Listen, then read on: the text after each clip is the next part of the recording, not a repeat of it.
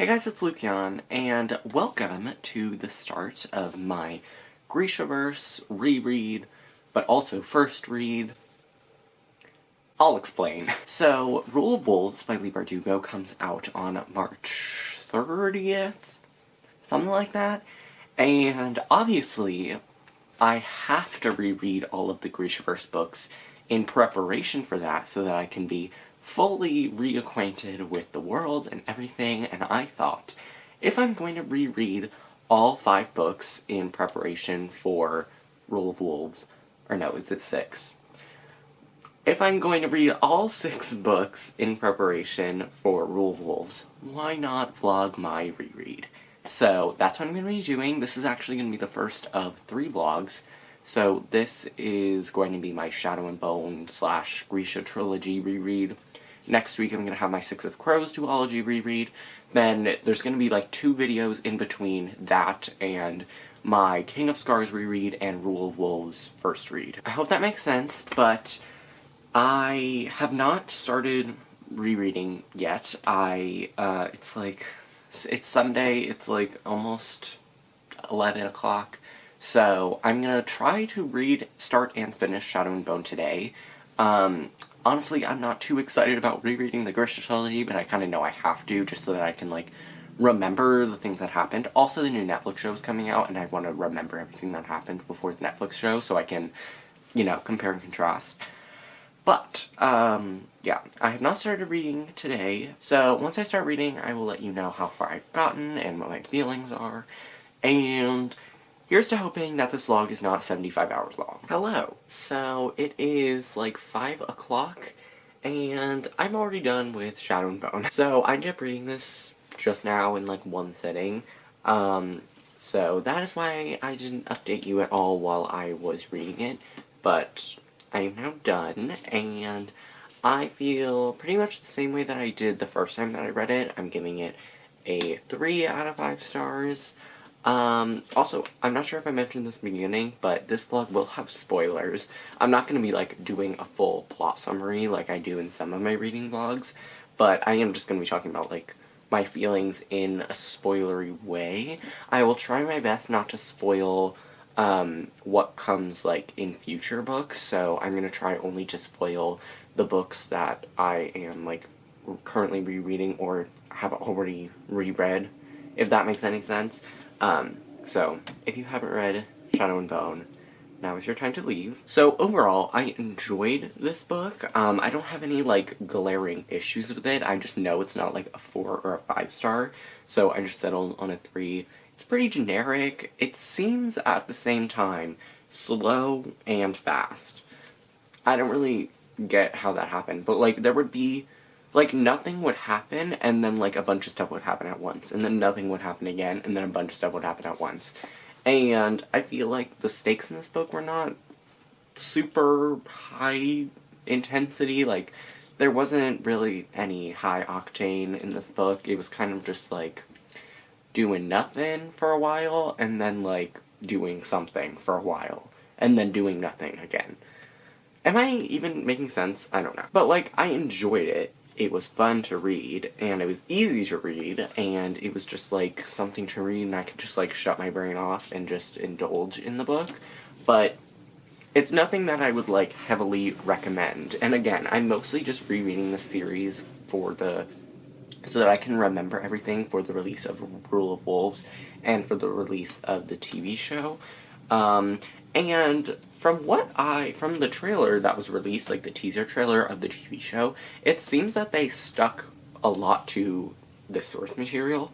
So I'm interested to see how different it is. Maybe it's just similar for the first couple of episodes, and then it starts to, like, branch out.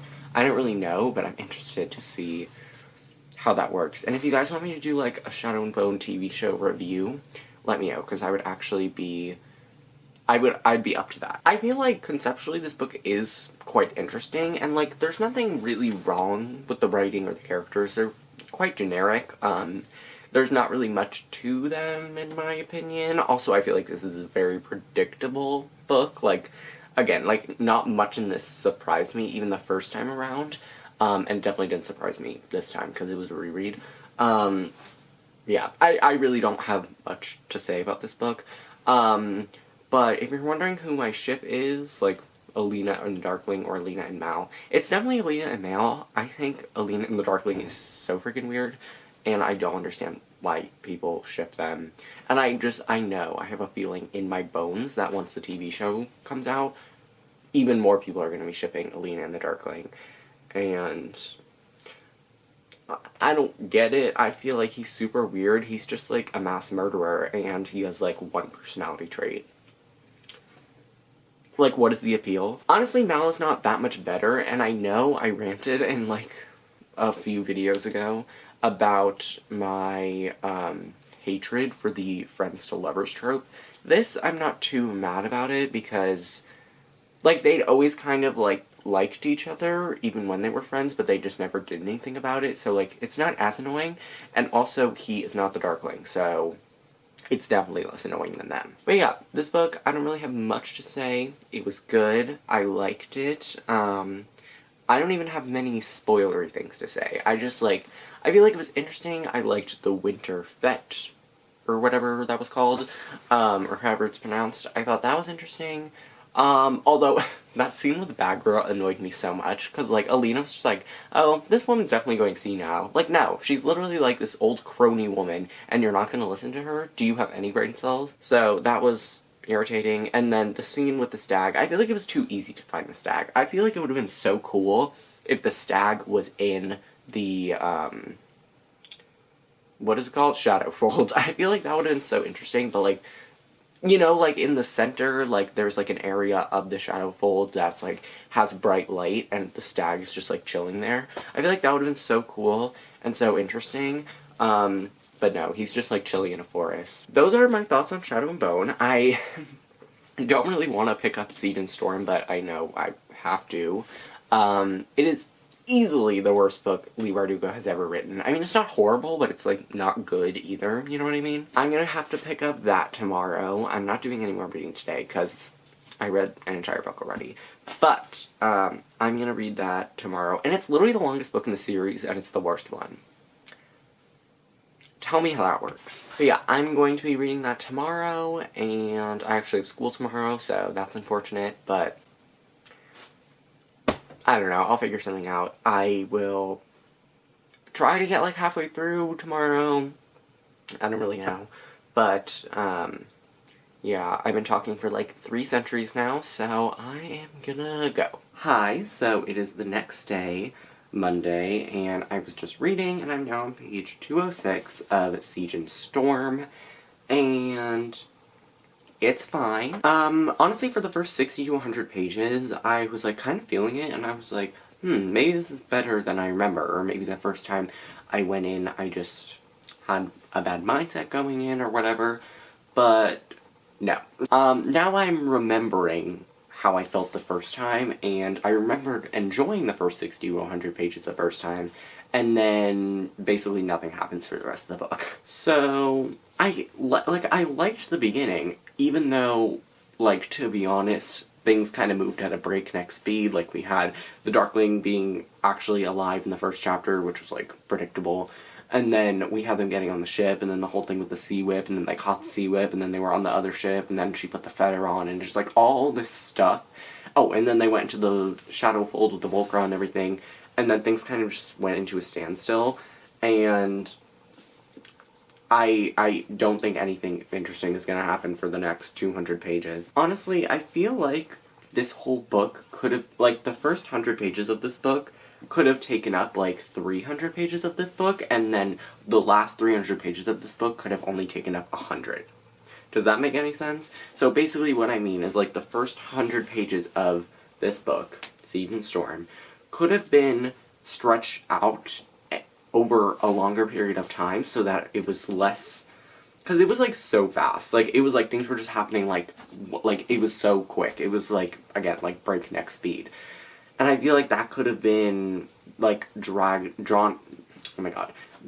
out a little bit longer, and then we could have had the part of this book that is boring, which is, like, the last 300 pages, and just condensed it into 100.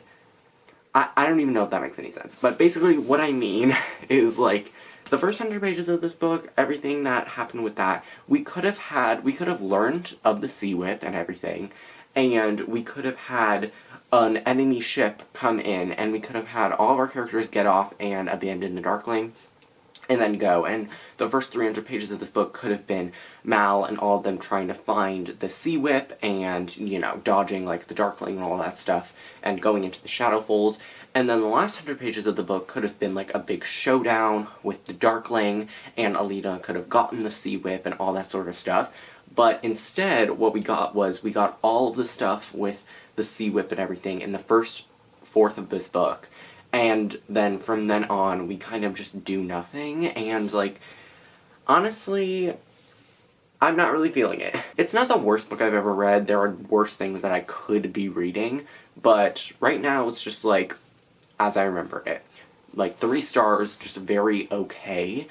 Honestly, the best thing about this book is the cover of the dust jacket. This is one of my favorite colors ever, and I'm a fan. But, yeah, for most of this book, we just basically do nothing, and I'm not gonna finish this book today, probably. Like, I don't think I will, but I'm definitely gonna be finishing it tomorrow, and I will let you know what my, like, overall thoughts on the book will be. Again, like, barely anything happens in this book, so I don't think that's gonna be a very long clip, but, you know, I have some critiques of this book. It's not the best thing I've ever read, but again, not the worst, and, like, I'm not mad that I'm reading this. Basically, reading this series is just making me even more excited for the Netflix show, because I feel like it will do it so much better, and I just want that in my life. But yeah, I'm gonna go, and I will see you when I see you. Hi, so it is Tuesday, and I am now officially, finally done with Siege and Storm by Leigh Bardugo, and 3 stars, like 3.0, like nothing more, maybe a little bit less, but it's like, it's easily my least favorite Leigh Bardugo book. Basically nothing happens for 3/4 of this book. It is just very fine. Like, that is the best word I can use to describe it. It is just fine. The characters are okay. The best thing about this book is the writing, and the descriptions. Leigh Bardugo is always great at that, so it's not very surprising. And yeah, that's pretty much it. I just feel like with 3-star books, I don't really have much to say, because I don't really feel strongly, like, I don't really feel strongly on either side of the spectrum. Like, I don't feel strongly in that I really, really liked it, and I don't feel strongly in that I really disliked it. So it's kind of just, like, in the middle, in limbo, just chilling out. It was fine. Like, again, it was just mediocre. It was okay. It was just, this book exists. Okay, this book exists. I am excited to read Ruin and Rising. I think that's my favorite book in the series. So I'm interested in that. I'm either gonna start a little bit today, or tomorrow. But yeah, there's not really much spoilery things I can update on, because basically nothing happens. I kind of forgot that, Alina, like, loses her powers in the end. It's kind of ambiguous, so we don't really know what happened with her powers, but I feel like that was an interesting plot twist. This book didn't need to be the length. I mean, it's not even that long, but it felt so freaking long. Honestly, this could have been the length of Shadow and Bone, and it would have been fine. It would have been good. It would have been just more concise, to the point, succinct, but instead we have a nearly 450-page book where 75% of it is just nothingness. So yeah, I don't really know. Like, I heard someone say that Siege and Storm is their favorite Leigh Bardugo book ever. Okay, but, like, how? No judgment, but, like, I just really don't understand how someone could say this is her best book. Like, it's not a horrible book, but her best? Really? And you've read all of her books? Like, that person read all of her books, and you think this one is the best? I mean, no shade, but why? But yeah, I really don't have much else to say. If I think of something later, I will let you know. But for now, I'm just gonna let this book exist. And, yeah, it was fine rereading it. I didn't hate this experience, but I didn't love it either, so. So it is Wednesday. It is like around 5 o'clock, and I started Ruin Rising by Lee Bardugo. I'm on page like 90. Didn't get very far. I just am not in a reading mood today. I just didn't really want to sit down and read. Plus I feel like I'm getting sick, and I always get sick around this time of year. But I am enjoying the book so far. I think it's a good start. And I think this will end up being my favorite in the series again, like it was the first time around.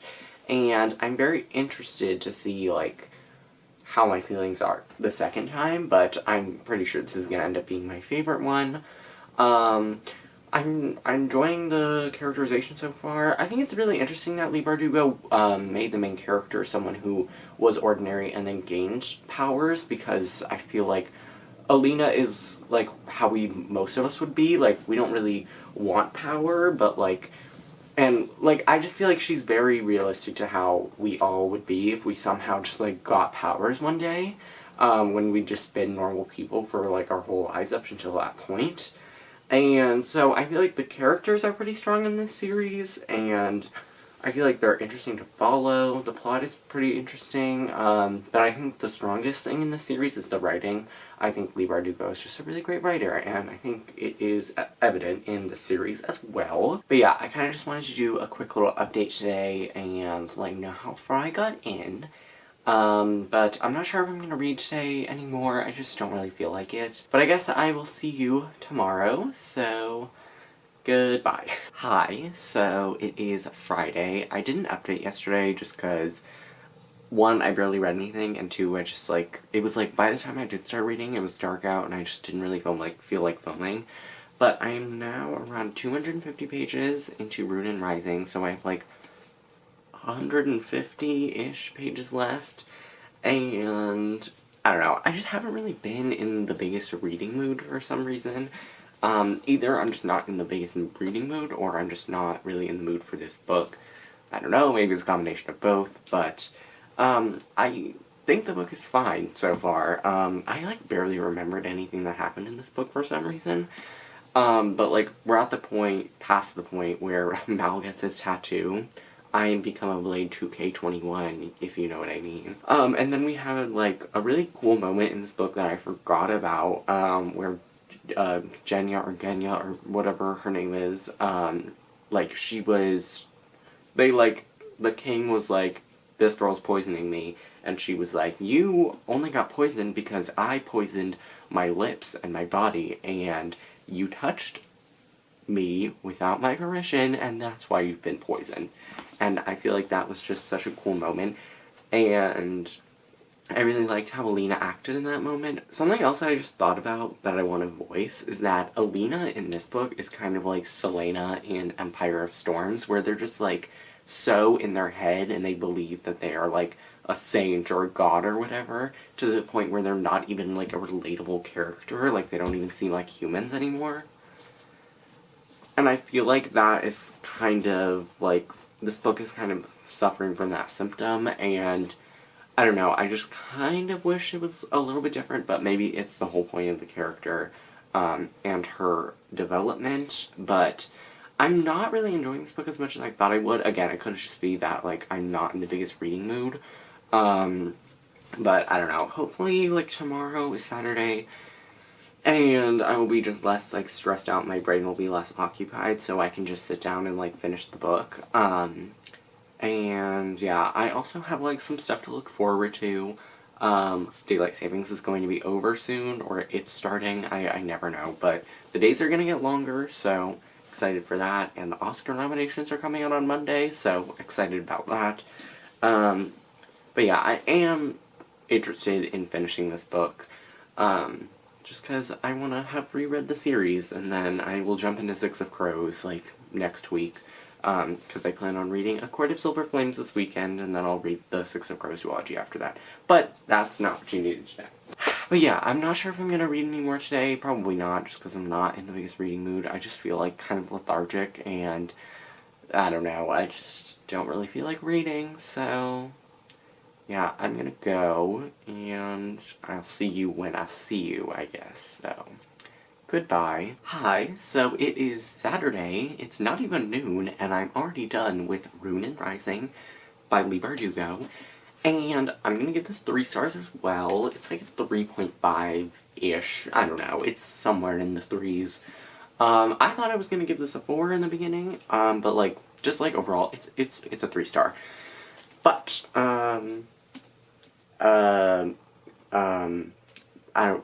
I totally forgot what I was gonna say. Oh, okay, so I'm gonna, like, say something, and it might be an unpopular opinion, but I actually like the ending of this book. I know a lot of people don't, but I really, really like the ending of this book.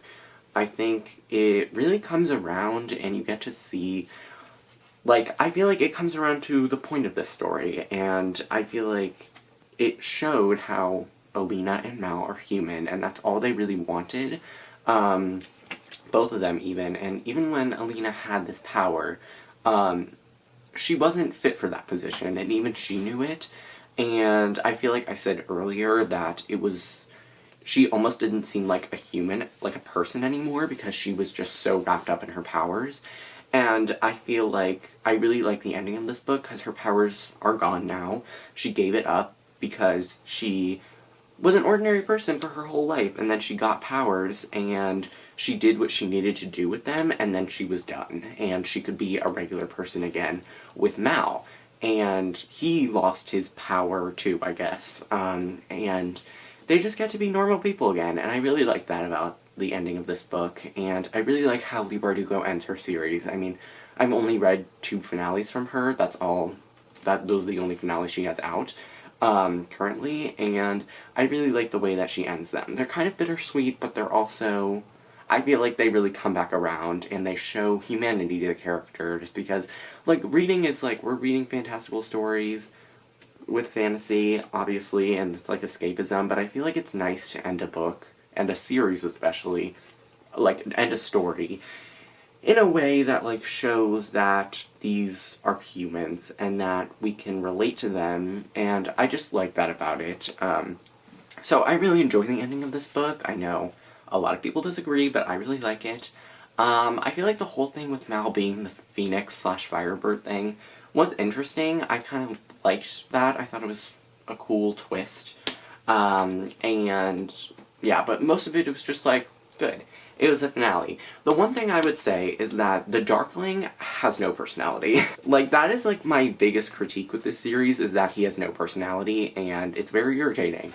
And I wish that, like, we got some interstitial chapters from his point of view, like, even if it was just, like, third person, and it was, like, just a few pages, just so that we could be in his head for a little bit, and show more, like, sides to his personality, and I don't want to, like, I feel like it would help you, like, understand him more, and I don't mean understand him in the way that you, like, forgive his actions, because he's just, like, a mass murderer, and there's, like, no forgiving to what he's done, but I feel like it would just make him a more dynamic character, because he seems very cookie-cutter, to me, and I feel like having those third person, like, even in book 1, like, I feel like it would have been interesting, like, kind of like The Young Elites by Marie Lu, like, it's mostly told through Adelina's point of view, but then there are some chapters here and there that are from other characters. I feel like it would have been interesting if this series was still mostly Alina, but we did get some chapters every, like, 50 to 100 pages or so, just, like, very short chapters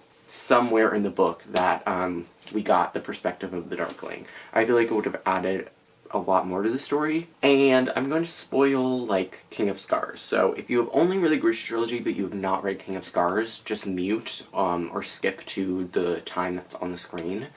But, okay, spoilers for King of Scars. I really am interested to see how the Darkling is in King of Scars, because rereading this book, I read this book, obviously, before I read King of Scars, so, like, I thought the Darkling was dead, but he is clearly not dead, and I feel like his death was a little bit too easy in this book, and so I am interested to see how he's going to be in Rule of Wolves, and I wonder if he's going to have a perspective. I really, really hope so, because I feel like that would just, again, add so much a lot more, oh my god, I don't even know. It would just make him a more dynamic character, and I feel like it would be very interesting to see his thought process. Okay, so King of Scars, spoilers are over, but I also really loved how in the end of this book, Nikolai, like, we see King of Scars, like, the title, because that's, like, what he deems himself. So, yeah, I mean, I liked this book. It was fine. I enjoyed it. It was a good enough time, but it's nothing that I would, like, heavily recommend. I think it's a basic... I feel like if you're just getting into fantasy, this would be a good start, but if you read fantasy basically your entire life, it's just, okay, it's very 3-star. But, now that I'm done with my reread of the Grisha Trilogy, it means this vlog is over. I will be reading A Court of Silver Flames next. That's going to be my next book, and then I will start my next reading vlog for my Six of Crows reread, and that's going to be coming out the week after this is up. But, I really hope you guys enjoy. I'd love to hear your thoughts on the Grisha Trilogy, and especially your thoughts on the Darkling, and if you should have had a perspective, and stuff like that. Also, if you are going to spoil Six of Crows and King of Scars, please put, like, a spoiler tags for people that have only read the Grisha Trilogy and don't want to see spoilers for books outside of the Grisha Trilogy. Just please, like, tag your comment with a spoiler, so that people know not to look at it if they haven't read those books yet. But, again, I would love to hear your thoughts. But, yeah, I hope you enjoyed this vlog. All my social media links are in the description box below. And, yeah, again, I hope you enjoyed this video, and I will see you in my next one. Bye!